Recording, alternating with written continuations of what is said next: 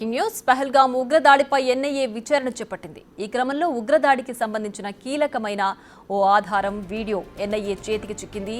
బైసన్కు వచ్చే టూరిస్టుల కోసం రీల్స్ తీసే ఓ స్థానిక వీడియోగ్రాఫర్ దాడినంతా తన కెమెరాలో బంధించాడు.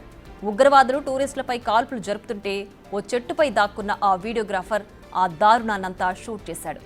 2 గ్రూపులుగా విడిపోయిన ఉగ్రవాదులు లోయలో వేర్వేరు దిక్కుల నుంచి కాల్పులు జరిపారు.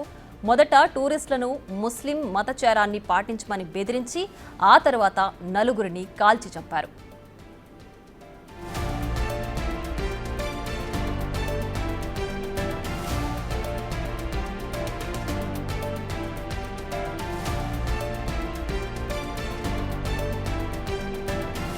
కాల్పులతో భయాందోళనకు గురైన టూరిస్టులు తలో దిక్కుకు పారిపోతుండగా జిప్ లైన్ అనే ప్రదేశం నుంచి మరో 2 ఉగ్రవాదులు బయటకొచ్చి వారిపై కాల్పులు జరిపారు.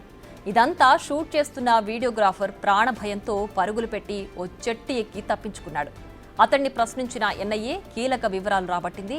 ఉగ్రవాదులకు సహకరించిన ఓవర్ గ్రౌండ్ వర్కర్లను గుర్తించేందుకు ఈ వీడియో ఉపయోగపడుతుందని అన్నారు అధికారులు.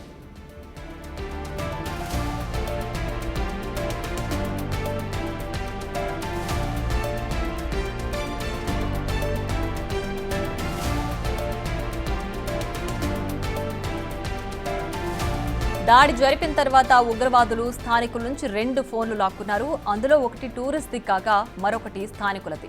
ఆ 2 ఫోన్లను ఎన్ఐఏ ట్రాక్ చేస్తోంది.